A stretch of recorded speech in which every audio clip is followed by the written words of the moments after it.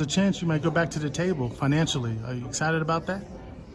To stay here longer than what? 100% I'm excited, yeah, to be a Dallas Cowboy, as I said. I mean, always dreamed to be here. Now that I'm here, I don't expect to play for any other team. And now it's just about winning. So just trying to get that done. And just to hear, obviously, as you say, in the front office, looking forward to an extension. So when that time comes, it'll happen. Kind of with Steven on it, may just happen overnight. But when it happens, it'll be great.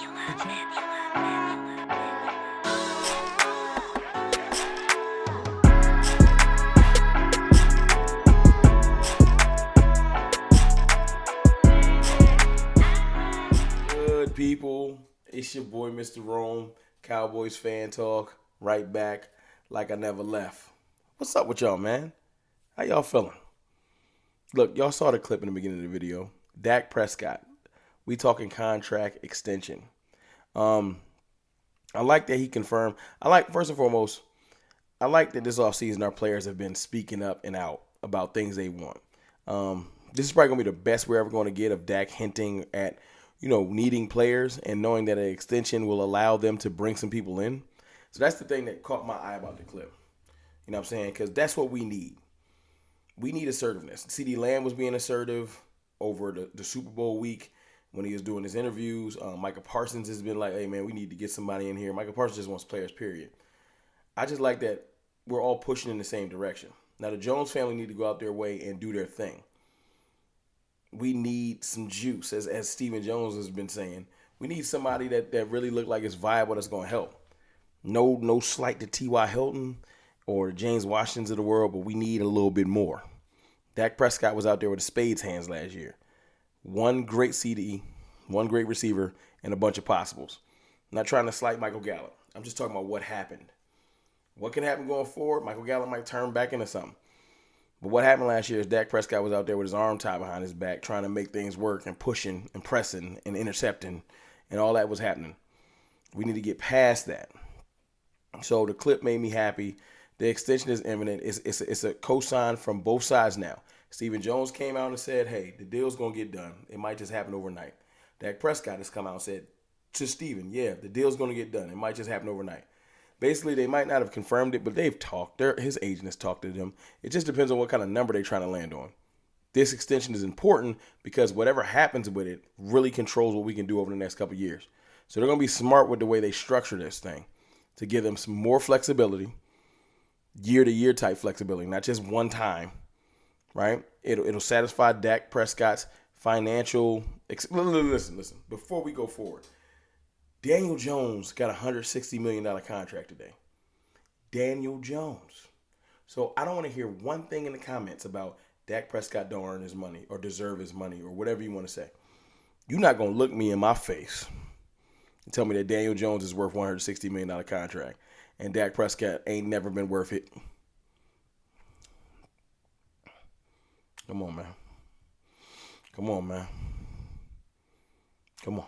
Don't disrespect me like that. It's Daniel Jones. I don't care if he had a good year. It's Daniel Jones. All right, let's get back to business. My point is, the contract is going to financially be good for Dak, but great for the Cowboys as well with the flexibility it's going to provide. It's going to allow us to get some players in here. Now, you got DeAndre Hopkins, new Hopkins, flirting with the Cowboys, saying, talk to me. I ain't made a video on that because I need more. Des Bryant is doing his thing. I'm pretty sure he's putting in his ear, man, it'll be a great move, but he also need to call Steven and them and be like, man, at least give it a shot, look into it. So let's hope that something is happening. You got the whole Stephon Diggs stories, which I know that's like a wild long shot, but it's just cool to see. You know what I'm saying? Sometimes it's just cool to see. You got the Odell rumors that ain't going to die because you don't even got to trade nobody for him, and we shall see as we get closer to free agency, those rumors will pick up. You got the DJ Charks of the world and Allen Robinsons of the world, and like other players that probably be available, Keenan Allen, et cetera, et cetera, et cetera. I want something. I want two things. I want a veteran receiver signed, and I want a receiver drafted. Cover your bases. Don't put yourself right back in the same predicament next year. You feel me? That's what I want from the Cowboys. And it's good to see our leader out there talking about it and pushing forward for it because I want it. The other thing popped out today that I mean, everyone else is talking about it, so I might as well jump in there. Cowboys projected to possibly take a tight end at 26. You know what I'm saying? And all day today, people was talking about swapping Dalton for Dalton because, Dalton Schultz supposed to hit the market. We ain't tag him. Go get your money, Dalton. Salute to you. Go get your money. But Dalton Kincaid from Utah is supposed to be one of them tight ends that's like, yo, is that a baby Kittle or Kelsey? One of those type tight ends. You don't pass that up. He's projected to probably go before 26. And let me stop. Yo, please stop telling me no one's going to get to 26. Apparently, no running backs, no edge rushers, no tight ends, no corners. Apparently, 75 players are going to get drafted before 26. I don't even know how that's possible, but stop talking to me. Okay? Somebody going to get to us. We're going to build a big board, and one of the good players are going to get to us. I know y'all don't want us to be able to draft anyone, but let it go. Okay? All right. You got John Mayer from Notre Dame. And I'm getting my draftable players I like together. You got Washington from Georgia. You got, I forgot, it's a couple other tight ends. My thing is this. We only would take Kincaid, I think, in the first round if he falls to us. I don't think we would take any of the other tight ends in the first round. I think they're second and down. But this is what I take from that. Whether it's a dynamic tight end, and we have some right now because I love Jake Ferguson and I like Peyton Hendershot.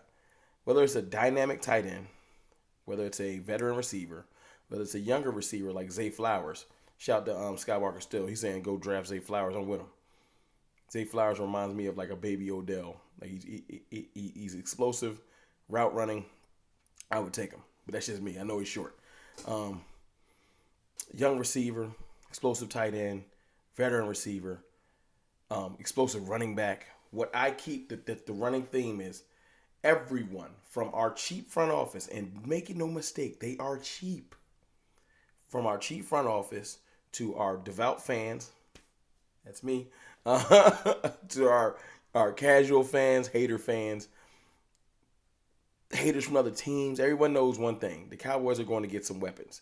I can sleep good at night because this isn't a please go get a weapon, please go get a weapon. Oh, y'all got a linebacker.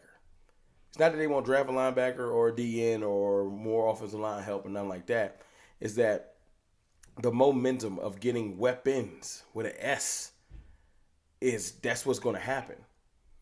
So it's good to hear that today is the tight end talks, and then there'll be more running back talks, and then there'll be talks of should we go get DeAndre Hopkins seriously or OBJ, and then there'll be receiver talks about Hyatt or Flowers or Jackson Smith or anybody. And I just love the running theme of weapons.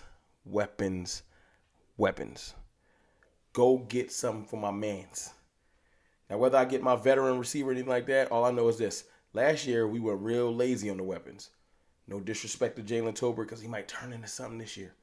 But we ain't got Jalen Tolbert in the third round, late third round, and sometimes you get what you pay for.